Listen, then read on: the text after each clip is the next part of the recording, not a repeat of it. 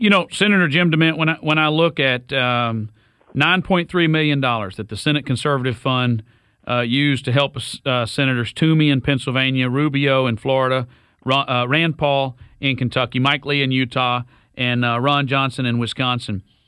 And I look at the fact that it seemed like you were sort of the lone wolf out there as the Tea Party guy before we had a Tea Party. And slowly but surely, you seem to be building a bigger group, a bigger movement. What is the goal? I mean, realistically, at the end of 2012 to start January 2013, realistically, how many members of your group will we have, assuming we can win Ted Cruz's seat and Josh Mandel's seat up in Ohio? Well, I'm hoping we can have 53, 54, 55, depending on really the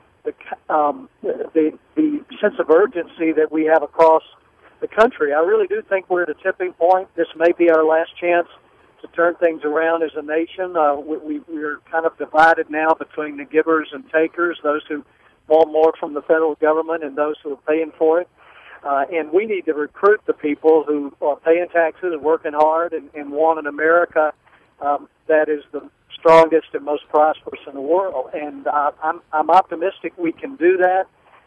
But the Senate may be more important than the presidency at this point. It doesn't matter how good a president we have. If they have to go through a Senate like we've got today, we won't be getting anything good done. So it's real important that we elect senators who will add a little critical mass to those names that you've already mentioned. And really, 5 more like them, I think will change every other Republican in the Senate. Will give every other Republican more courage to stand up for what they campaign on. Well, Senator Jim DeMint, you got involved in the Texas Senate race. You don't endorse in every race, but you got involved on behalf of my buddy Ted Cruz when the polls said that over 50, and I think at that point it was about 60% of the people polled were with David Dewhurst, the sitting lieutenant governor, and you stepped in. If you lose, then whoever you lose to is going to be your Senate colleague, which is unpleasant. Yeah. You got involved with a guy who was under 10% and never been elected in Ted Cruz. Why? Well, everyone is a Republican campaigns as a conservative. I've seen it for years. But if you talk to Ted and you know a little bit about his record, you know he's not afraid of anyone. He's not going to be afraid of the Republican leadership. He doesn't need love from the people in Washington.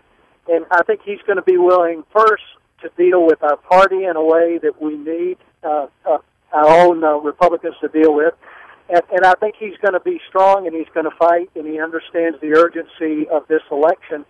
And I'm sure all the other candidates in the primary are good folks, and I'm not saying anything negative about them, except I don't believe that they're going to come and take on the Washington establishment and the big spenders in every party, and I honestly believe Ted Cruz will come up and do that. What kind of money are you looking at having to spend in 2012 to get a Republican majority?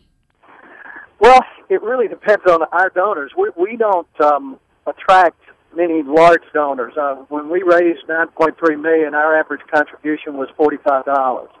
And we just get thousands of Americans who want to play a small part in turning our country around.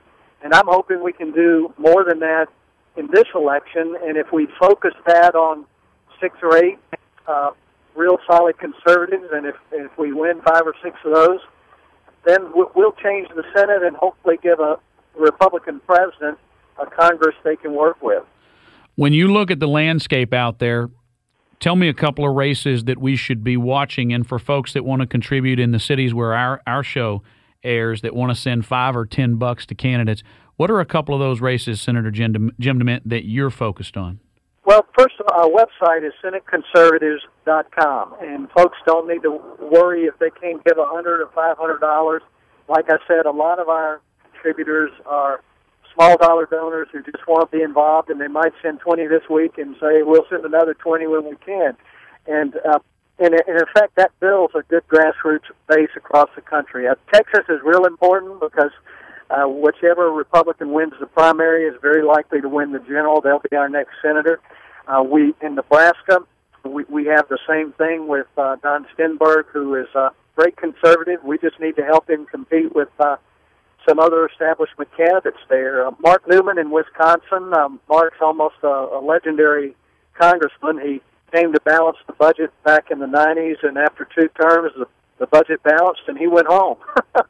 And so he's getting back in the race against a less than conservative Republican, and that'll be a good race for us. So I think if you look at Ohio with Josh Mandel, Josh is a great young, he's in his 30s, veteran of 2 tours in Iraq, has demonstrated a solid conservative record in state offices. And we'll probably make other endorsements. We're looking closely at Florida, New Mexico, and some other states. We're just waiting for the candidates to attract the grassroots people who are really going to determine this election. So what we're trying to do is follow grassroots, and I think we did that in Texas. If you look at just those grassroots events, the straw polls, where conservatives and Republicans gather, Ted Cruz is the one who's taking the day and really working it. And we just need to take that to the larger group of voters, and if we raise him a little bit of money, hopefully we can do that. Our guest is United States Senator Jim DeMint. Senator, thanks for holding with us. A couple of quick questions for you. Presidential debate with Donald Trump moderating, which if you ask me is a joke, but okay. And they're talking about having Bachmann, Santorum. They really wanted originally Newt and Romney, and to cut out Bachmann, Santorum, Paul, and Perry, which strikes me that they're trying to keep the Tea Party candidates out of the debate. Do you see it as that? Well, I know if you're trying to do a forum where you let the candidates speak in some length, it's hard to do 6 or 8 of these. So I can understand wanting to get it down to a few of the front runners, but what I really want these front runners to do now is to take some of the positions of those who don't seem to be in the front, but seem to have conservative positions for our economic as well as social issues. So I hate to see any of them eliminated at this point, but for me, I think the RNC, the Republican Committee, should run our debates, and we shouldn't leave it to the media and folks like Donald Trump to moderate. It's going to make our candidates look less than they are. A lot of folks, and I'm sure you're hearing this, are disappointed in John Boehner, at least on our side of the aisle. If the Republicans take the Senate in 2012, as is projected, who would be the Senate Majority Leader? Well, I don't want to guess on that right now. I think right now it looks like Mitch McConnell has the conference pretty well in line, and really our leaders are going to be representative of the people who make up our conference. And the fact is, we don't have enough conservatives in the House or the Senate to drive things in the right direction, and we shouldn't be discouraged. It took more than one election to get us in this hole, and we can't expect one election to fix it. I think we do need to fix it in 2012, and so those who were active in 2010 need to be even more active this coming election, because I honestly think, Michael, this could be our last shot. I don't really see how our country could go 2 or 4 more years in the same direction we're going now. So we need to have a good 2012, and we need to do what we promise we're going to do when we get elected. Senator, I agree. Senator Jim DeMint is our guest, but I'd rather have Boehner than Pelosi, but I'd rather have a good Republican than Boehner. And I look at Mitch McConnell as a guy, the McConnell plan to give President Obama the authority to automatically increase the debt limit and basically cede over Republican votes to him by some sort of proxy. And I say, how much is he hurting the cause that if we win the majority, McConnell is the Senate version of Boehner? I mean, why not make a run at this guy? Well, it really depends on the composition of the conference. And if the Republicans there want to keep going in the same direction we are, then that's what they'll decide. But we really get our energy, our vision from people who are active in campaigns, Michael.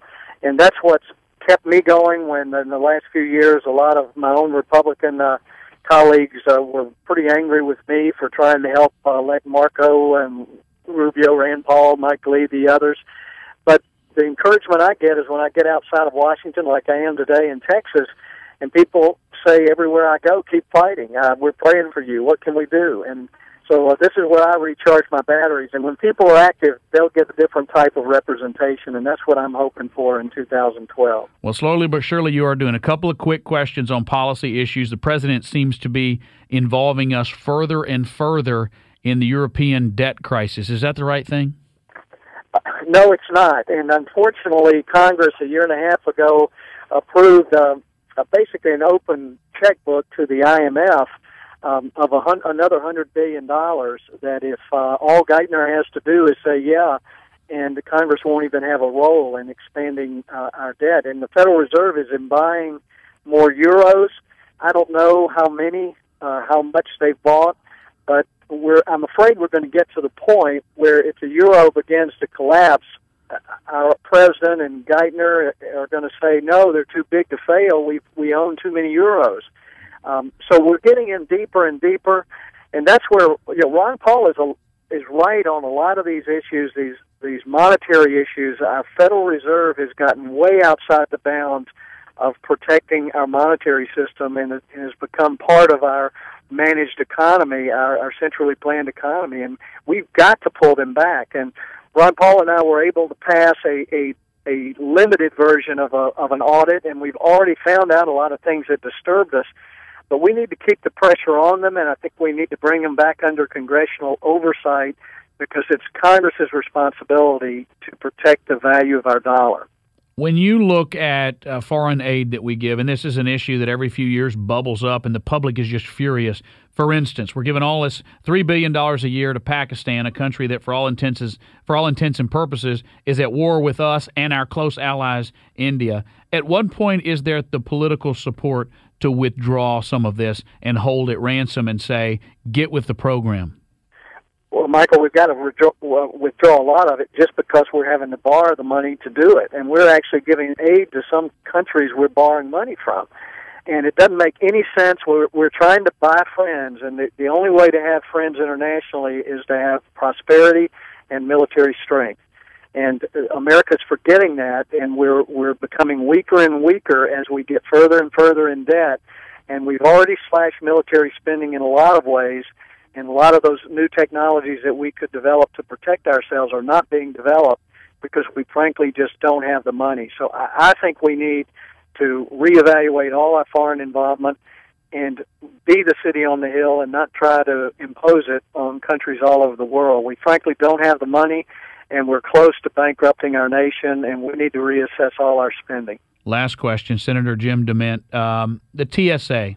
Rand Paul has said some really powerful things that I agree with. It strikes me that this is a home run for Republicans to step up and say, let's scrap this thing and start over. It's broken. More stories over the weekend. 85-year-old woman alleges that she was strip-searched and humiliated. We've had pictures of babies being fondled. At what point does somebody step forward and seize the moment and say, I'm going to stop this nonsense?